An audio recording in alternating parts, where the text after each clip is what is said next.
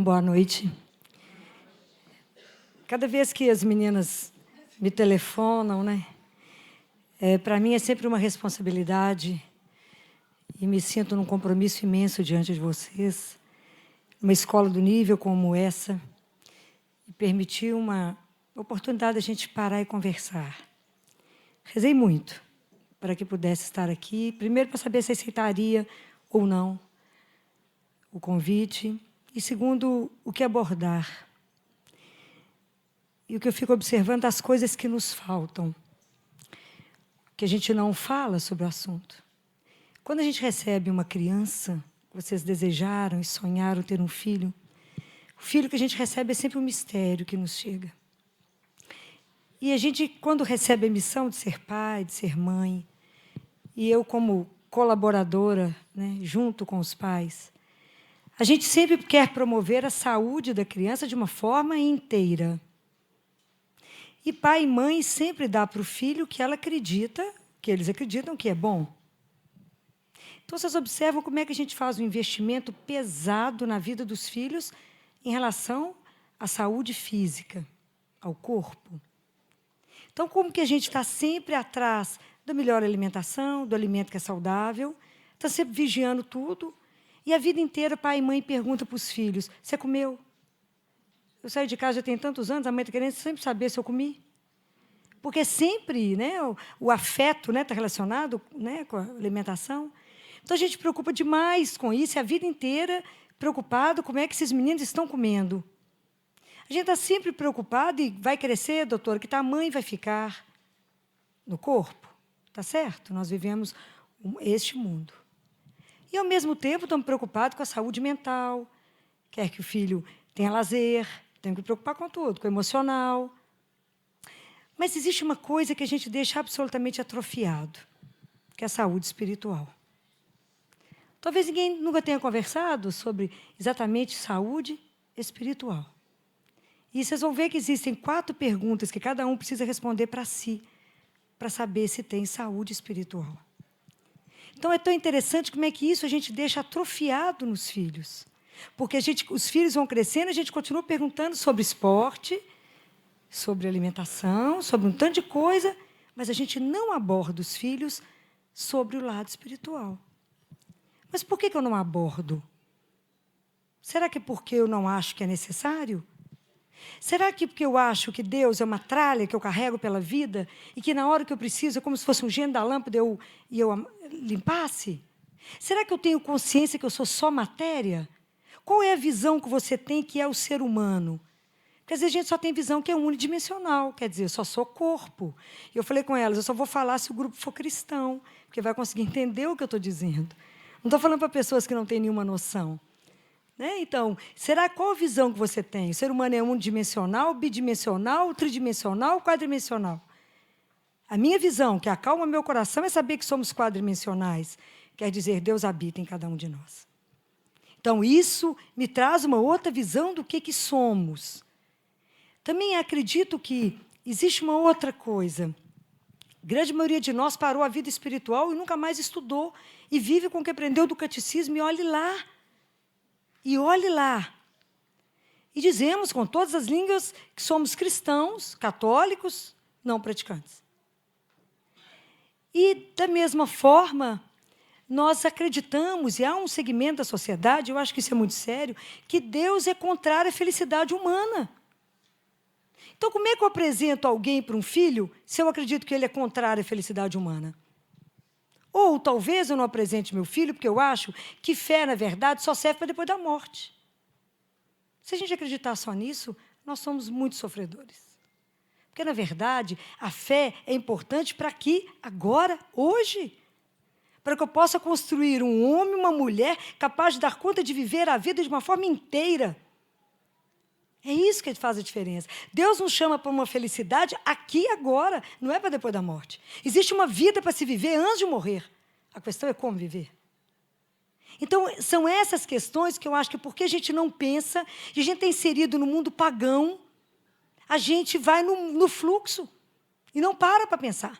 A não ser quando a vida traz um diagnóstico grave num filho ou em você, é que a gente para. Do contrário, nós vamos na correria.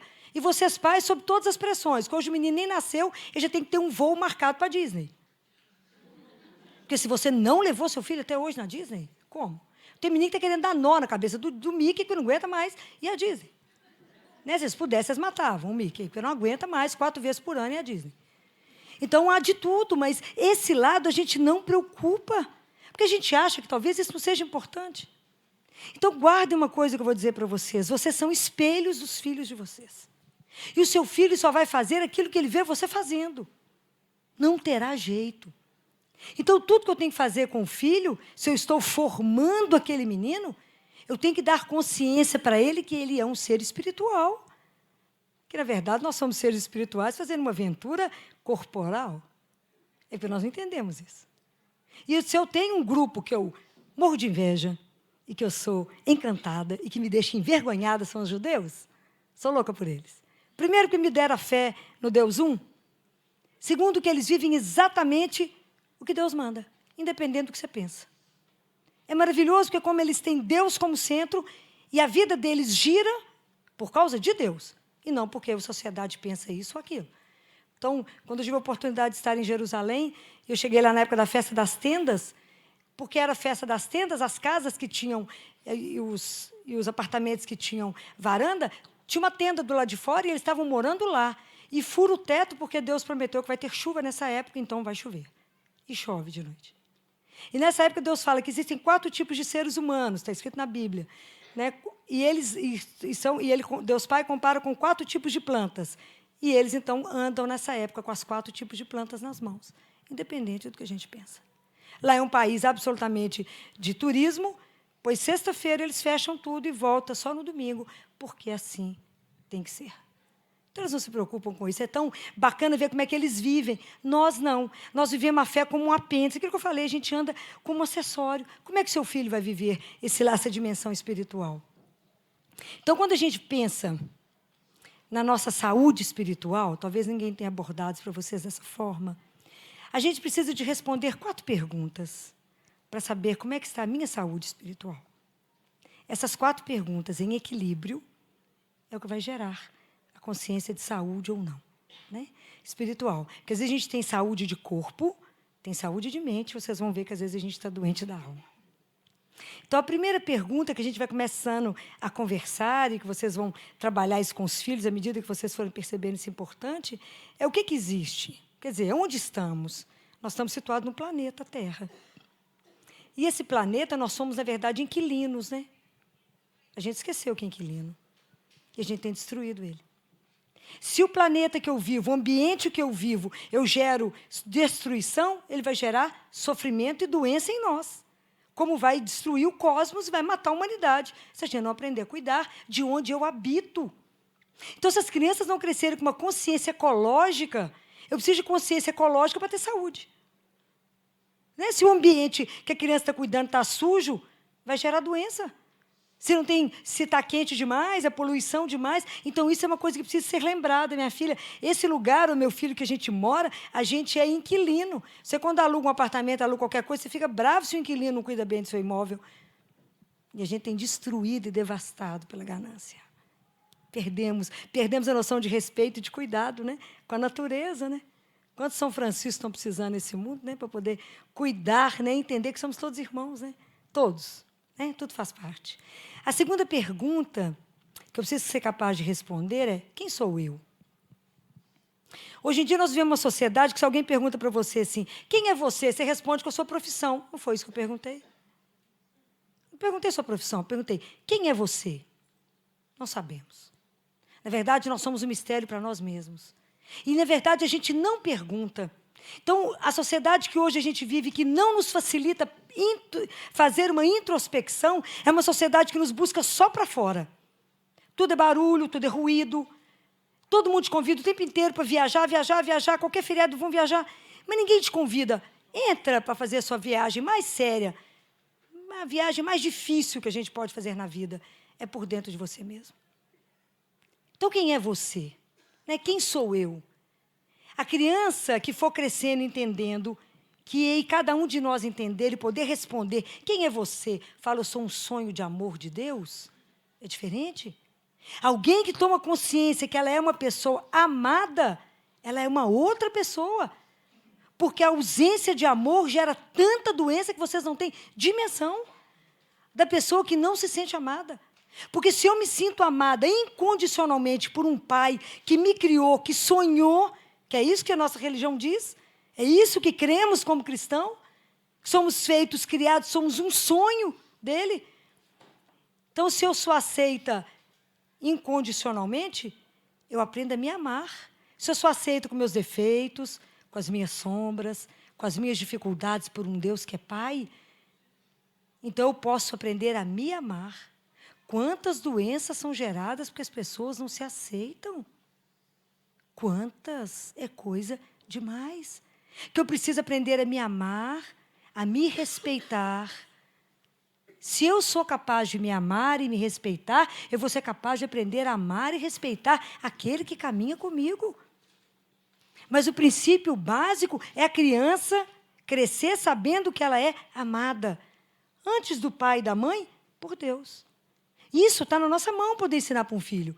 Antes de mim e do seu pai, você só existe porque Deus, nosso Pai, sonhou com você, te criou e tem um projeto de amor para a sua vida. Mas você só vai conseguir passar isso para o seu filho se isso for uma verdade para você. Se Deus for um estranho, um desconhecido para você, você não vai passar isso nunca para um filho. Nunca. Nós vamos passar aquilo que a gente crê. Você só dá um alimento saudável, que fala, meu filho, come isso porque isso é bom. E você, quando coloca seu filho para fazer um esporte ou para comer alguma coisa, você não vai falar, ele tem que optar. Não, primeiro você dá para ele comer, depois é que ele vai fazer a opção. Então, primeiro você ensina a verdade. Depois ele segue o caminho que ele quiser. Mas primeiro ensina. Mostra para ele. Porque mostra essa criança, fala, você só existe porque Deus assim desejou, te amou. Te ama, não porque você fez isso ou aquilo, mas é de uma forma incondicional. Você foi chamado à vida. Poderia não ter sido. Poderia não ter sido chamado à vida, mas foi chamado. Então, como é que você responde a essa existência? Como é que você tem respondido a esse chamado de amor? A ser chamado para a vida? Como é que você está usando dessa vida, desse dom que é por amor e graça? Estão fazendo o quê com isso? Tem gente jogando isso fora. Então, como é que eu estou reagindo a esse convite que eu recebo? Então, se o menino cresce sabendo que ele não é um fruto de um acaso, não foi um acidente de percurso, mas ele veio porque alguém sonhou, desejou. Isso é completamente diferente. Isso muda. Isso faz uma pessoa caminhar com um outro olhar para a vida, uma outra segurança para a vida. Fala, eu tenho uma pertença, eu tenho um pai.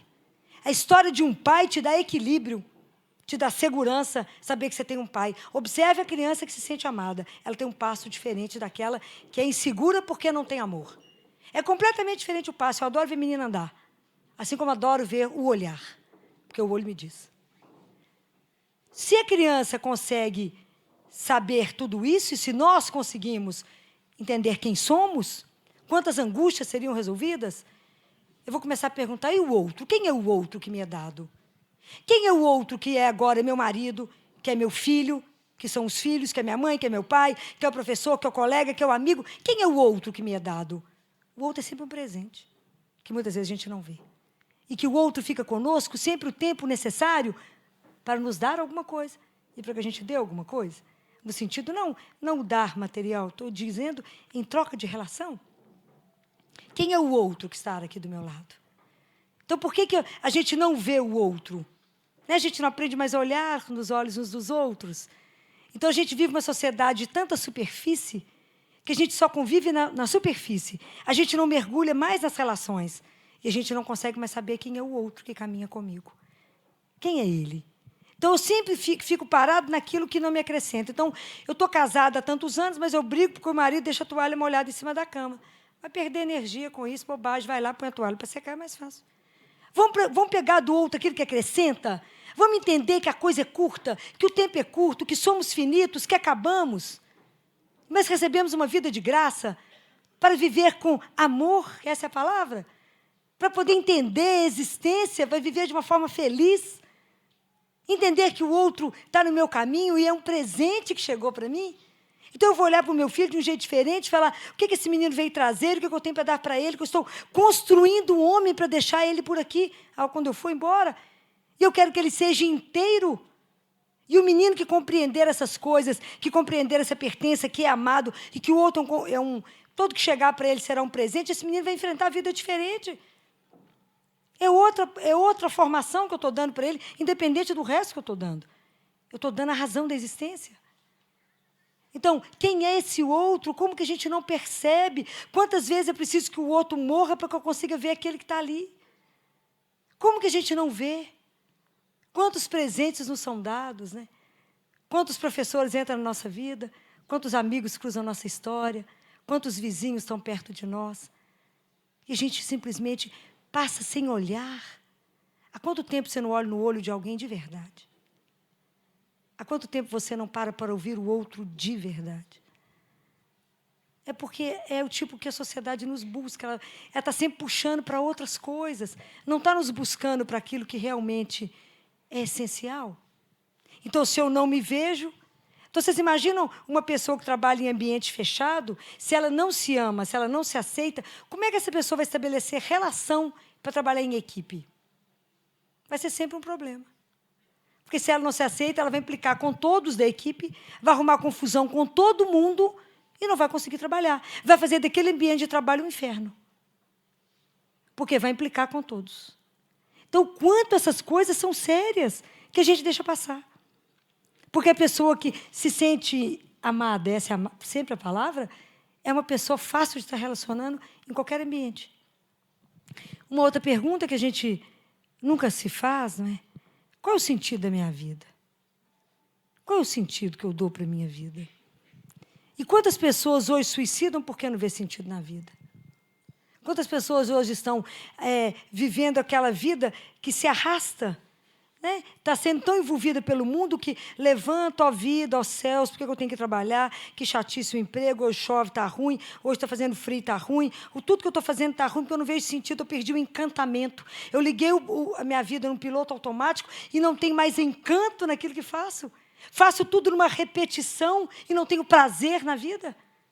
Não tenho mais alegria naquilo que eu faço e estou vivendo entediado. Então, eu estou de mau humor, trabalho mal e resolvo tudo mal. Porque, na verdade, eu não me acho mais naquilo que eu estou fazendo. Não vejo sentido naquilo que eu estou fazendo. Porque, às vezes, meu único objetivo foi buscar dinheiro para consumir. E vivo numa sociedade só do consumo. Que consome, consome, consome. Eu tenho tal propósito, tal propósito. Quando chega em tudo que fez de propósito, que com aquilo eu vou ser feliz, descobre que não consegue ser. Porque a felicidade não está vinculada a isso. Isso já é muito estudado, se chama melancolia da abundância. A pessoa busca tudo o que deseja e, quando está com tudo, continua insatisfeito, infeliz e se sentindo que falta algo na vida. Na verdade, nós, cristãos, deveríamos pensar bem, lembrar bem. Quando Deus Pai conversa com Abraão, ele diz: Abraão, anda na minha presença e seja perfeito. Seja santo como eu sou. Mas a gente não conseguiu compreender isso, né? O que é ser santo? A gente acha que é aquele santo do altar?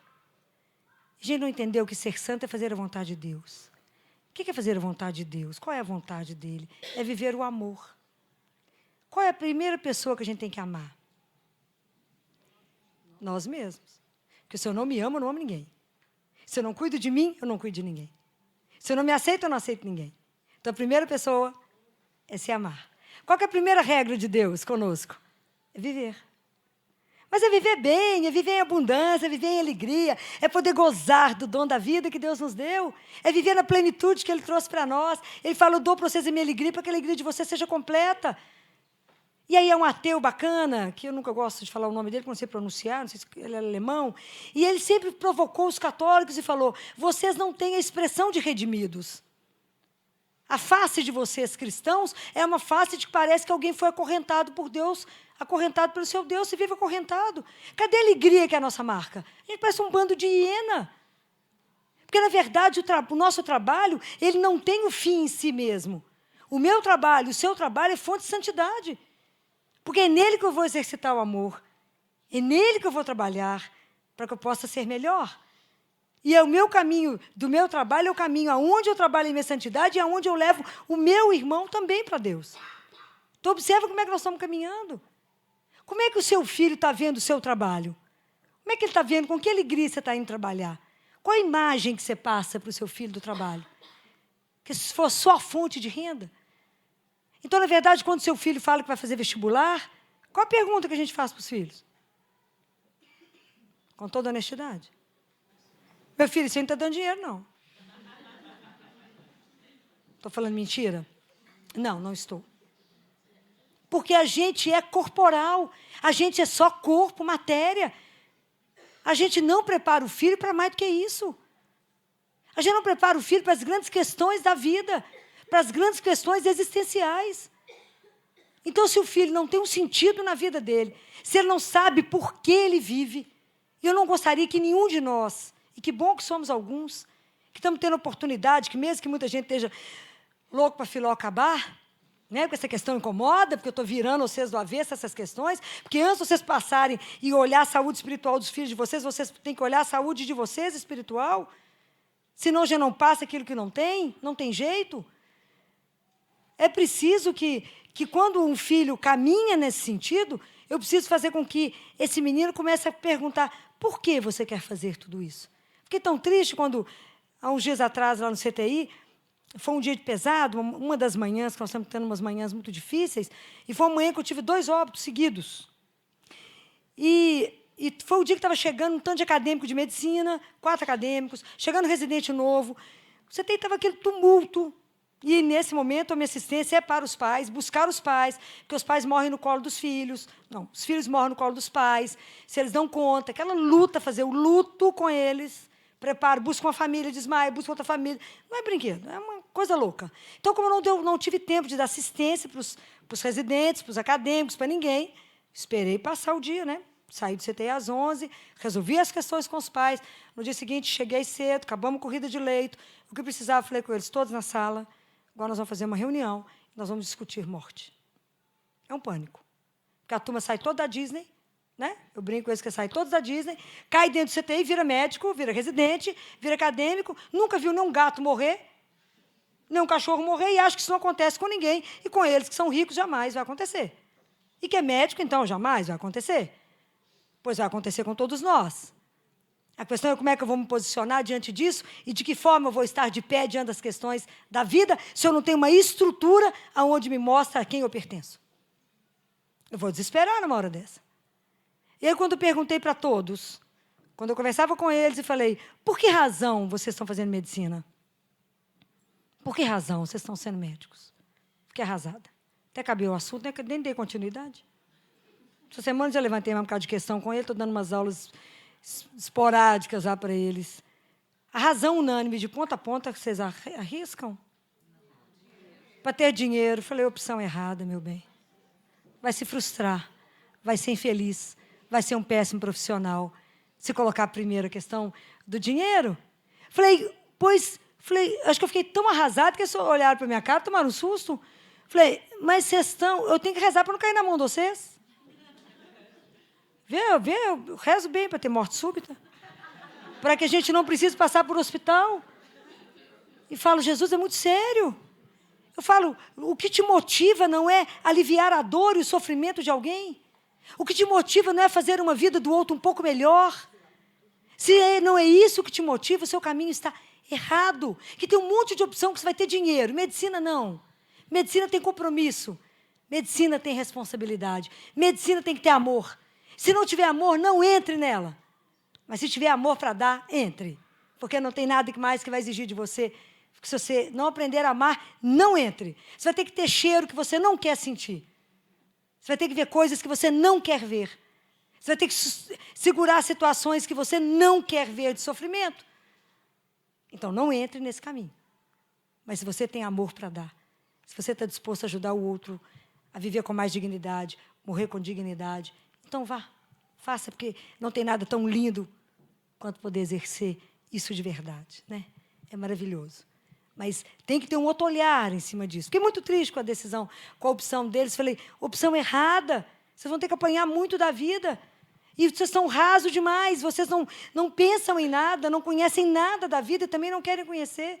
Então, quando eu pergunto para vocês, qual é o sentido, se não for o sentido de viver uma vida com amor, de poder levantar e ser cada dia melhor, você e com o outro e com aquele que te criou?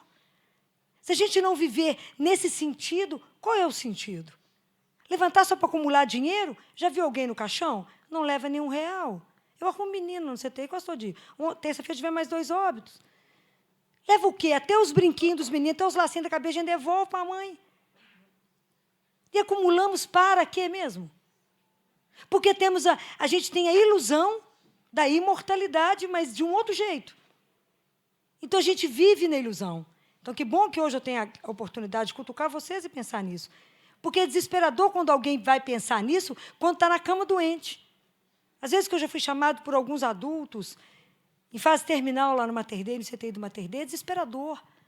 Como eu vi homens milionários e falar comigo sozinho num box, aqueles box chiquérrimos, de CTI, e as pessoas me segurarem desesperadamente, sem nunca ter me visto, e falar, por que eu não fiz isso com a minha vida? Por que eu não organizei? Por que eu não fiz isso? Tão desesperados, as pessoas que não dão conta nem de engolir nada mais, aquela fase desesperadora. Eu falava com ele, acalme, meu Senhor. Existe um trecho em Carta de João, primeira Carta de João, que diz assim, se o teu coração te condena, Deus é maior que o seu coração. A gente não está indo encontrar com o padrasto, está indo encontrar com o pai. Nós temos um pai. E só de ter um pai, nós temos colo, nós temos amor, ele vai nos acolher. Primeiro ele nos abraça, depois resolve o resto. A primeira coisa que ele vai fazer com cada um é um abraço. É pai. Mas se eu não ensinar isso para esse filho, quando é que esse menino vai caminhar com isso? Nunca. E se ele não aprender isso na infância, na adolescência, então é que não vai mesmo. Se ele não caminhar dessa forma. E a responsabilidade é absolutamente nossa. Absolutamente nossa. Porque vocês parem e observam como é que a gente investe no resto, e nessa parte espiritual, seu filho não te vê com a Bíblia na mão. E é de lá que nós alimentamos, que de onde que eu tenho que tirar essas histórias? Tem que ler. Se o seu filho nunca te viu desligar a televisão e nunca te viu quando a família tem uma situação difícil, em vez de ligar para todo mundo para desorientar meio mundo, porque cada um que você ligar vai te dar uma opinião. E cada um te põe mais doido do que o outro, não é assim? Quando você fala, não, estou com problema, não, então está gravíssimo. Sempre tem alguém com um problema mais sério para poder te dar. E aí não vê, a família, o filho não vê, a família de joelho falando, vamos chamar aquele que resolve, que é Deus. E falar, Senhor, nós estamos com um problema, meu marido está desempregado. Coloque isso diante de Deus, se a gente crê que realmente temos uma pertença, temos um pai, porque esse menino, se vê isso, ele vai aprender. Mas se ele não estiver vendo isso, vai aprender o quê? Vai aprender que você busca isso aonde? Que você não desespera diante das situações difíceis da sua vida, porque se você segura aonde? Então, eles me ligaram com uma criança de 10 anos, estava com uma dor no peito. Filó, a menina está com dor no peito. Com dor no peito, eu estou achando que ele está infartando. Falei, tá não, meu filho, chama angústia.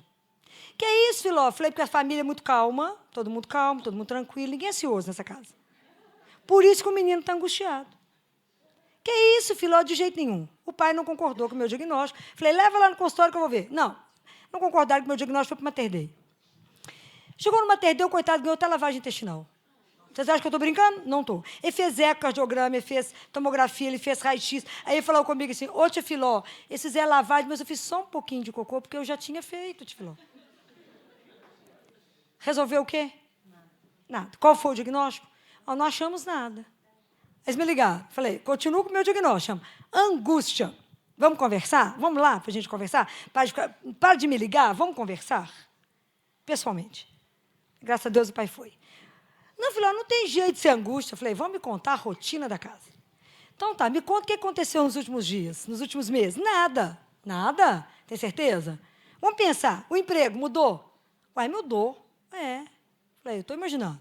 E aí, como é que é? Não, a mulher dele falou, não, doutor, é assim, ele chega dentro de casa todo dia nervoso, os meninos já ficam tudo tenso. Então, não tem angústia na casa, não. Ele chega tudo tenso, ele já chega e fala assim, ninguém encosta em mim, não, ninguém fala comigo, não, que eu estou com dor de cabeça, você é demitido e não está dando nada certo. E tranca no quarto. Como é que uma criança reage quando o pai e a mãe, que é a segurança da vida dele, acha que está com o emprego ameaçado e fala, se meu pai for demitido, nós vamos passar fome, né? Ele já raciocinou lá. Não dorme. Isso é de uma seriedade. Há 2 anos atrás, eles apresentaram lá no Congresso de Psiquiatria, foi o Congresso Internacional de Psiquiatria que a gente... Você chegou aí comigo? Foi no Rio.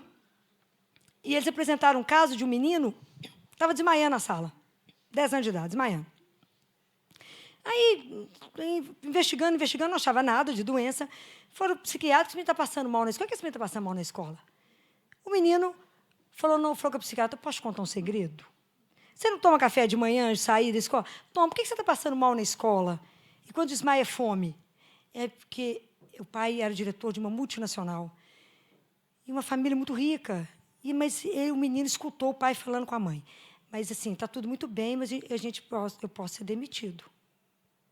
E pensou assim, se meu pai for demitido, é melhor começar a guardar o dinheiro, né? Porque se ele precisar. Então, eu guardo o dinheiro todo dia na merenda e não como. Para ajudar meu pai. Porque o menino escuta, porque o menino percebe. Então, a família que só vive na matéria, o menino vai achar que se eu não tiver uma matéria para me segurar, me sustentar, então vai acabar tudo. Então, é melhor eu parar de comer. Eu guardo o dinheiro para o que meu pai precisar, eu tenho dinheiro para dar para meu pai. Porque os meninos estão mais atentos e participando muito mais do que eles imaginam. Então, se eu não mostro para esse filho que a gente tem uma segurança, uma estabilidade, esse menino vai segurar onde quando os problemas da vida chegar? Perda todos nós vamos ter na vida. Pode ser financeira, pode não ser financeira, pode ser de saúde, pode enterrar um gatinho, um cachorro, alguém que você ama. Uma hora o sofrimento vai bater na porta de todos nós. Como é que nós vamos estar de pé diante disso? Se ele não tem aonde segurar, se ele nunca aprendeu nada sobre isso. E a última pergunta que a gente faz é, para quem eu vivo? Para quem eu me levanto todo dia? Para quem eu estou me consumindo? Para quem eu estou envelhecendo? Para quem? E às vezes a gente nunca parou para perguntar isso. Eu pergunto para os pais, quando chego com os filhos lá no CTI, e que entregam o que eles têm de mais precioso. E eu falo com eles, para quem você se levantou hoje? Doutor Filó, nunca pensei nisso. Falei, é hora de pensar. Você me entregou o que você tem de mais precioso. E aqui está dentro do CTI o risco, tem chance de recuperar, mas pode morrer. E aonde o senhor está sustentado? Aonde seus pés estão plantados? Uma coisa é eu saber que eu levanto porque eu tenho um pai, e se eu nasci e vim dele, minha vida é para viver para ele, para amá-lo e para servi-lo. E aonde que eu amo e sirvo? Como a vida onde eu sou feliz e aonde eu posso servir e amar o meu irmão.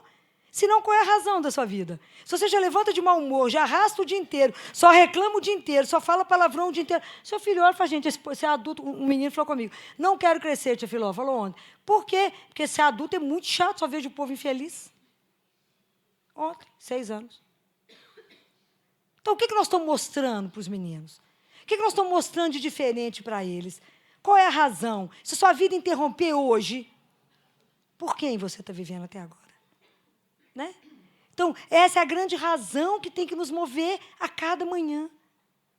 Para quem? Então, se eu consigo responder essas 4 perguntas com muita honestidade, eu fecho em mim e vou saber o meu estado, se eu estou ou não saudável do ponto de vista espiritual. Aonde que eu estou me sustentando? Aonde, quando a vida balançar, quando às vezes chegam as tormentas na vida, chegam os acidentes, as coisas que a gente não está esperando, aonde nós estamos de pé? Aonde nós estamos com nossos pés calçados? Como é que os filhos de vocês vão dar conta diante de uma doença de vocês, diante da morte de vocês? Como é que esses meninos vão manter a integridade para continuar o caminho? Se a gente não deu para eles o sustento, aonde ele vai se segurar? Isso é de uma seriedade, porque hoje eu fico percebendo que os meninos estão vivendo... Eu fiquei muito preocupada com uma menina que me levaram de 12 anos, porque ela está vivendo uma apatia. O que você gosta? Qualquer coisa. Como é que é a palavra dela? Tanto faz. Falei, a vida não é de tanto faz. A vida adolescente não que anda em bando, tem que ter paixão pela vida, tem que ter amor, tem que ter alegria para poder viver. Foi aquela coisa, tanto faz. Desde que eu esteja lendo um livro, um fone no ouvido e um celular, não tanto faz, não. Está doente, falta vida, falta ânima, e o ânima é de Deus. Quem nos sopra, o Espírito que nos põe de pé é um só. A carne vale muito pouco. Qualquer coisa nos joga no chão. Qualquer coisa. Na terça-feira, meu marido chegou em casa no almoço e falou, não, filho, aconteceu. Falei, estou destruída, 2 óbitos. Mas o que você vai fazer? Falei, vou ajoelhar. acender minhas velas, rezar, conversar com quem manda, que me restaura porque me fez, ele me faz de novo, porque eu tenho consultório, os clientes consultório, não tem nada que aconteceu. Consertei de manhã. Eu tenho que estar inteira para os meninos. Porque é assim que tem que estar. Então, eu tenho um que me restaura. O joelho fala, Jesus me faz de novo, meu amigo. 2 óbitos não é brinquedo. Sustentar na fé essas mães e falar, abraça agora e despede agora, porque tem encontro marcado. Porque cremos na palavra de Deus que disse, todo aquele que vive e crê em mim nunca morrerá. Crês tu isto? Quer dizer, ou nós acreditamos isso, ou não damos conta da loucura que está o mundo te bombardeando o dia inteiro. Fala, não, você não tem isso? Então a pessoa que te mede o dia inteiro na geração do consumo. E é nisso que nós estamos levando os filhos. Pois se a gente pensar bem, cada dia que a gente vive, falta menos um para voltar para casa. E nós levamos isso na flauta, na irresponsabilidade. Isso não nos incomoda. E vamos levando os filhos da mesma forma. Né? Como disse um pai um dia comigo, doutora Filó, mas meu menino de 8 anos não pode morrer, não. Porque eu combinei de que eu vou criar ele na adolescência. Minha esposa cria na infância, eu criei na adolescência. Falei, aonde estava escrito isso, gente? Mas aonde que estava escrito isso, gente? Não está escrito. Nós temos um dia de cada vez para viver.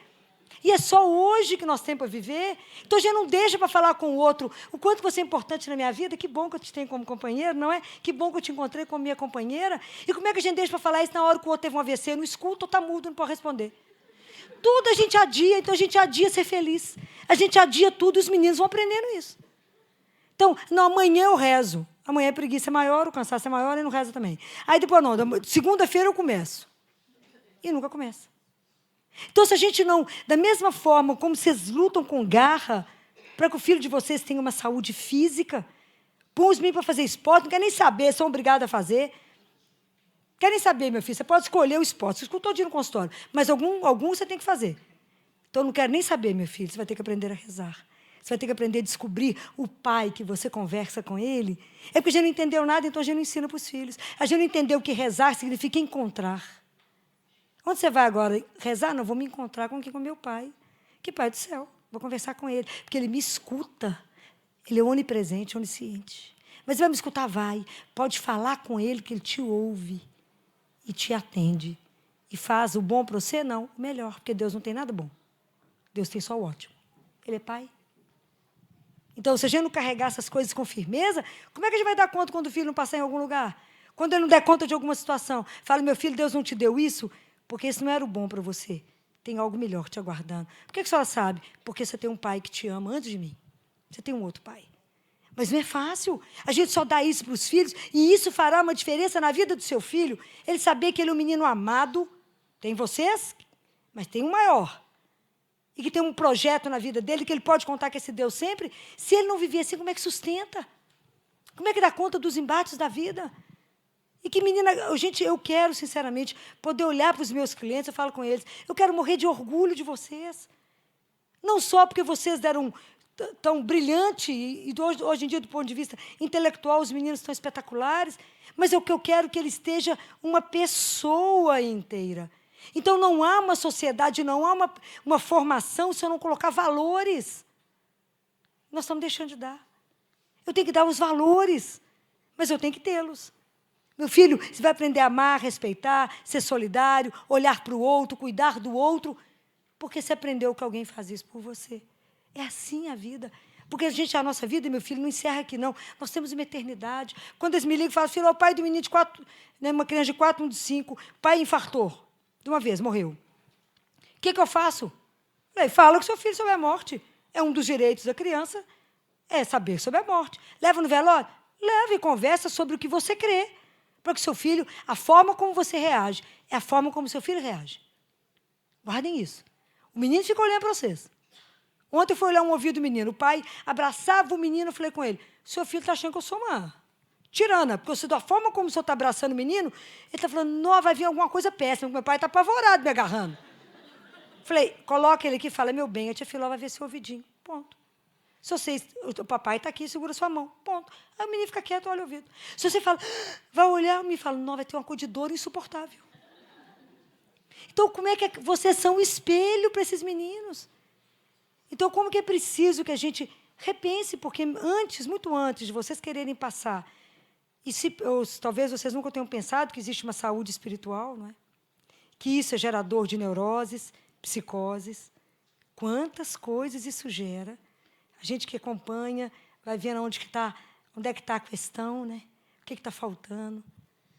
Quanta coisa eu tenho acompanhado, que eu vejo exatamente quando eu conversei com essa família, e falei, mas essa menina tem tudo e está faltando um ânima de Deus. Eu disse, doutora, que a gente não acredita nisso, não. Já está com um psiquiatra, com 3 remédios e está resolvendo? Nada. Absolutamente nada, porque nós não somos essa matéria. Há algo dentro de nós que se chama alma. É a nossa alma que vai voltar para dentro de casa. Vai voltar para a casa do Pai, apesar de ter prometido que devolve o corpo. Está lá no livro O Diálogo, Catarina de Siena, segunda doutora da igreja. É preciso estudar. Eu tive a oportunidade de estar em São Paulo, no convento, no Mosteiro de São Bento, ano passado, num evento fantástico que chama Famílias Renovadas. O povo não estuda, não, você não tem noção. O presidente da Fundação Dom Bosco, ele tem pós-doutorado em economia fora do Brasil. O povo estuda demais da conta. Eu vi jovens e eles falaram, independente da sua profissão, vocês têm que estudar as coisas de Deus 2 horas por dia. E o que os adolescentes discutiam não era qualquer coisa, não. Era São Tomás de Aquino, era Santo Agostinho, era Teresa de Ávila. É altíssima discussão. Os adolescentes namorando em castidade. Um número imenso querendo ser padre e ser freira. De onde está vindo isso? Das famílias que estão lá junto, em oração. E esses meninos já crescem naquele ambiente. Quem me buscou foi um presidente, quem foi me buscar no aeroporto, o presidente de uma grande multinacional, uma das maiores multinacionais. Estava lá com os filhos, um filho dele quer ser padre, a outra acho que vai ser freira, com a mulher. Mas é um povo que está buscando um outro olhar. Meninos felizes, alegres, normais, mas com outro olhar. O que está faltando? Então, está faltando primeiro em nós. Para ter essa tranquilidade, para ter paz, para ter esperança, para ter fortaleza diante das dificuldades. Porque a grande certeza da nossa vida é que vocês vão passar para os filhos de vocês. Por que você não tem medo quando acontece isso? Porque existe uma promessa, meu filho. Deus disse, eis que estou convosco todos os dias. E ele não faltou sábado, domingo, dia santo, que contou até o ano bissexto. Se vocês tiverem curiosidade de abrir a Bíblia e contar, ele falou isso para cada dia do ano. Como ele falou, não tenhais medo, vocês podem contar. Tem 366 dias. Vezes foi falada a palavra, não tenhais medo. E a gente vive com medo. Porque desconhecemos o Deus que temos. Então, quando a gente for capaz de passar para os filhos um Deus amigo, um Deus que nos ama, um Deus próximo, que só quer o bem de cada um, que só quer a felicidade da gente, que anda conosco para a plena realização do ser humano. A única coisa que Deus quer é que a gente se realize como gente, como pessoa. Ele quer dar o melhor, Ele quer nos libertar. Então, qual a grande preocupação que eu tenho da criança que não se sente amada e que cresce aquele adulto que não se sente amado? Ele vai ser escravo. Ele vai ser mendigo de relações de afeto, que ele vai viver de migalha. E vai falar assim, não está bom desse jeito que você me ama, desde que você me ame. Não é isso que nós aprendemos.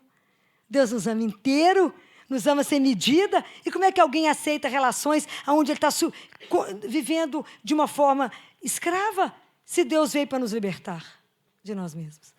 Então, a gente precisa fazer hoje essa conversa uma provocação, para que vocês acordem mesmo, assim, de como é que eu estou na minha caminhada de fé. Se eu for chamada hoje, como é que eu estou diante de Deus? Não porque Ele vai me condenar, não, mas porque eu estou deixando de viver. Porque eu digo para vocês, caminhar com Deus todos os dias é caminhar em plenitude, é viver uma vida muito maior, é viver as coisas com muito mais intensidade que a gente poderia viver, é aproveitar muito mais de tudo, porque Ele não tem o bom. Guardem isso, Deus tem o ótimo. A vida é muito mais leve, muito mais fácil, na presença daquele que é o Senhor de todas as coisas. E é possível, claro que é possível. Mas como é que eu posso nutrir? Como é que eu posso me encontrar? Se eu não tenho vida eucarística, se eu não tenho uma vida que eu faço leitura de palavra, se eu não tenho uma vida onde eu desligo alguma coisa na minha casa e falo, esse momento, eu e meu pai. Ele que vai me animar, ele que vai me dar força. Principalmente mulheres. Porque eu acho que a mulher tem um papel, com todo respeito a todos os homens aqui, não desmerecendo absolutamente ninguém. Mas é porque eu acho que a mulher tem um papel tão vital que a gente entra numa casa e sabe que a casa tem mãe. Que a mãe tem uma capacidade tão impressionante que de onde ela está, ela consegue coordenar tudo. Ela coordena o marido, os meninos, a empregada, a casa, o supermercado, tudo de onde ela está. Então, você conhece a casa que tem uma mãe. Né? Então, a família, a mãe, então, eu acho que ela sempre precisa de uma energia maior. E quem sempre leva os maridos para rezar, geralmente as mulheres. Quem sempre chama, porque a gente tende a inércia para tudo, para o esporte, para tudo a gente tende a inércia, a poltroninha sempre chama mais. Então, ter a coragem de desligar alguma coisa e falar, vamos rezar pelo menos um Pai Nosso juntos? Vamos pelo menos entregar os filhos, vamos pedir sabedoria para criar no mundo de tanto desafio? Como é que a gente vai criar esses meninos que não são nossos? Que tudo é empréstimo, nada é nosso. Nada é nosso. Um dia eu tenho que devolver tudo. Então, se os meninos vieram, eu tenho que criá-los primeiro para ele, depois para esse mundo, para ele estar pronto para viver o mundo, no desafio que o mundo apresenta. Como eu gostaria que essa conversa incomodasse mesmo vocês. Né? Eu vou liberá-los. Como eu gostaria. Porque eu acho que a gente precisa dar testemunho de que crê. A gente não precisa simplesmente levar o filho para batizar, porque eu tenho que batizar. Eu tenho que levar o filho para fazer o primeiro Eucaristia, porque todo mundo vai fazer. E se eu não fizer, todo mundo vai olhar e falar, como que você não está levando seu filho para fazer o primeiro Eucaristia? Mas as coisas têm que ter um sentido. As coisas têm que ter uma razão por que eu faço. Então, vai fazer a Eucaristia, meu filho, que você vai experimentar o que é receber um Deus vivo, de amor, de misericórdia, que vai te transformar naquilo que Ele é. Te vai fazer ser muito melhor do que você é. Alguém que vai te sustentar, porque eu digo para vocês, se eu não tivesse Eucaristia diária, eu não dava conta do CTI há 25 anos. Onde eu tenho que dar testemunho da minha fé todos os dias. Porque todos os dias eu falo com as mães, coragem, força, nós vamos dar conta, nós vamos vencer. É uma luta de todo dia. Porque vocês não conhecem isso dessa forma como a gente caminha lá dentro. Né? Então, estar junto com as mães, quando eu vou levá-las lá para dentro, eu falo com elas, coragem, vocês têm que andar. A vida exige coragem, senão já não caminha. Então, ter essa firmeza, essa consciência, e não morrer lá dentro com tanto sofrimento, é porque a gente consegue transcender. Na certeza de que Deus sofre junto, Deus está ali junto. Está ali, Deus não veio para responder sobre o sofrimento e a dor. Ele atravessou a dor, ele viveu a dor, mas ele venceu ela. Então, quando eu falava com o pai, na terça-feira, eu falava com ele, um menino de 9 anos agarrado nele, uma plasia de medula, e ele me dizia, e eu falei com ele, pai, a morte nos tonteia. A mim também, mas ela não nos derruba. Ela não nos coloca no chão, porque alguém venceu ela por nós. E esse alguém tem nome, que chama Jesus. Nós temos uma fé que professa isso. Nós acreditamos nisso. Mas a gente precisa colocar isso de verdade na vida dos filhos. Na nossa vida, primeiro. Primeiro, eu preciso estar com saúde espiritual, para que eu possa dar saúde para os meus filhos. Porque eu não dou aquilo que eu não acredito que vai gerar saúde para os filhos. Se você acha que aquilo é um veneno, você não dá. Mas se você crê que, de verdade, isso vai fazer ele um homem e uma mulher melhor e feliz. Essa é a proposta. O primeiro convite de Jesus para nós é felicidade. Seja feliz. O dia que você entender isso e ajudar seu filho a caminhar nisso, você terá cumprido sua missão brilhantemente. Aí sim nós temos uma pessoa inteira. Saúde física, saúde mental, saúde espiritual. A gente não é segmento, a gente é inteiro. Então, eu gostaria de agradecer a paciência. Eu sei que incomodei muitos, né? Alguns não deram conta de ir até o fim. Porque isso não é pergunta para... Isso não é um assunto agradável, né? Não estou falando de um carnaval por daqui uns dias. Eu estou falando de vida e de coisas verdadeiras. E estou aberto, se vocês quiserem fazer qualquer tipo de pergunta. Não sou teóloga, não sou sacerdotisa, né? Não tenho nada disso. Sou apenas uma pessoa que crê em Deus, mas creio de verdade. Creio mesmo. Então, porque creio muito, tenho uma vida de muita disciplina. Mesmo que eu vá começar a rezar como ontem, meia-noite. Para começar a voltar a rezar de novo às 4h30 da manhã.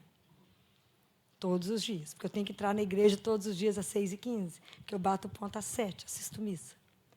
Rezo antes de ir para o consultório todos os dias, que eu preciso agradecer, que eu já consegui viver 6 horas. Olha que espetáculo.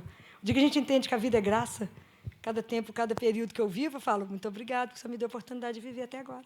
Todo mundo da minha família que eu amo, ninguém infartou, está todo mundo vivo, não tem ninguém internado.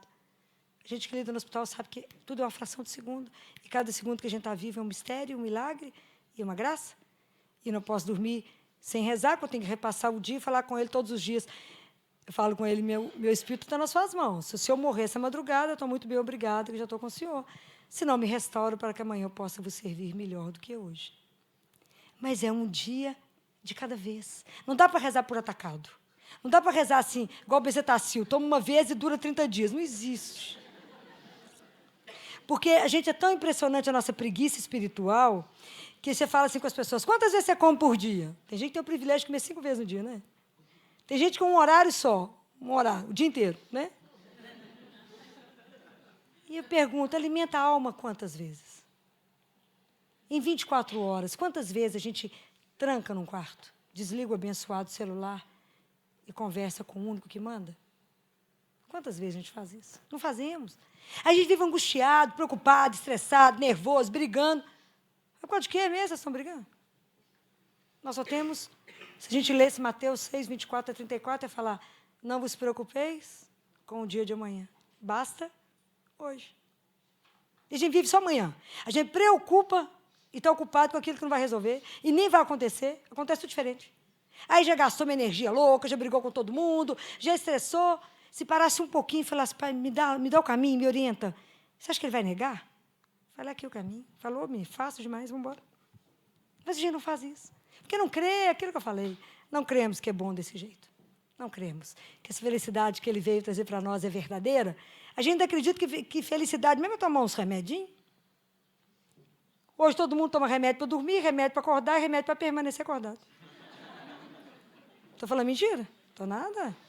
O povo está sempre tomando remédio, tudo deprê. Deprê por causa de quê, gente? Você anda e fala, minha filha, já para mim já é um espetáculo. Levantou sozinho da cama, um espetáculo. Fez xixi sozinho, um espetáculo. Tem comida para comer, pode escolher, não, que delícia. Tem até perfume para escolher, não, coisa chique, escolhe as roupas, escolhe tudo. Não sabe se vai de Uber, se vai de que vai, qual carro de garagem que vai sair. Ou eu vou a pé, vou de bicicleta, vou de patinete, olha que espetáculo, tem as pernas. A gente não vê. É tanta coisa que temos, é tanto presente que temos, que a gente não vê. A gente prefere andar como hiena, lamuriando. E não vivemos na gratidão. Eu falo com os pais, quando perde os filhos, a gente tem opção na vida, mas a minha opção é viver com gratidão. Então, vamos aprender a agradecer por tudo, até se o tempo foi curto. Sempre quer um pouquinho mais. Mas vamos aproveitar uns dos outros muito, porque o tempo é curto. Mas ser grato por tudo. Gratidão abre portas. É tão bom alguém agradecido, não é? O tanto que você reclama, fala, nossa, que pessoa mal agradecida, você para para alguém passar. A pessoa nem olha para você, né? Eu falo com Jesus, sempre falo aqui, presta atenção. Nem agradece a mim que está vendo, imagina você que não vê. Aí que ninguém agradece mesmo. Se eu que estão vendo que você para com toda delicadeza, fala, por gentileza. Não agradece, né? Porque é impressionante. Passa e ainda acha que está certo. Fala, vai pelejando com a vida, é assim mesmo, minha filha, vai aprender. Como é que vai te agradecer, meu filho? Nada, vai agradecer porque você chamou a existência? Vai te agradecer porque você deu esse dom que a vida é eterna, que a gente nem tem dimensão, o que é isso? Vai agradecer o quê? Nada, vai viver meio emburrado. O povo é mal-humorado. Entra no elevador, ninguém cumprimenta ninguém. Tudo tenso. Né? Fala que bobagem, que é para cair durinho aqui agora. Vamos ser felizes, gente? Então, é impressionante como é que é isso. Mas por quê? Porque falta a essência, falta o amor, né? E a fonte de amor que eu quero que os meninos e vocês estejam ligados é na única, que é Deus. Só Ele nos restaura, né? Então, eu estou aberta para vocês quiserem fazer alguma pergunta. Estou aqui. Para vocês perguntarem o que vocês quiserem. Falar, não, que bom que acabou, nós podemos ir embora, né, Filó? Agora vamos embora. Esquecer esse assunto para sempre. Nem quero falar nisso mais. Nem quero que alguém me cutuque sobre isso, que chatice, que a Lourdinha foi arrumar. Falei com vocês, né? Falei com vocês. Vocês têm certeza que eu vou poder falar com o povo de saúde espiritual? Vocês já tinham visto alguém falar isso com vocês? Nem nunca imaginou que tinha esse quadro, saúde espiritual? Nem reunião de paz. Nem? Nenhuma reunião de paz. Mas isso é uma realidade. E se eu fosse enumerar tudo que cada coisa disso gera em doença, é uma coisa louca. Tão simples. Só rezar. Tanta coisa simples na vida. Ainda é de graça. Porque se não cobrasse, olha que espetáculo. Deus não é de graça. Aproveita enquanto ele nem está em liquidação, está de graça. Nem está em dólar, nem em euro, olha que espetáculo. Você pode marcar a hora que você quiser, você não precisa... Não é ele que marca a hora, é você que marca. É privilégio demais. Nós temos coisa demais. Não sabemos agradecer.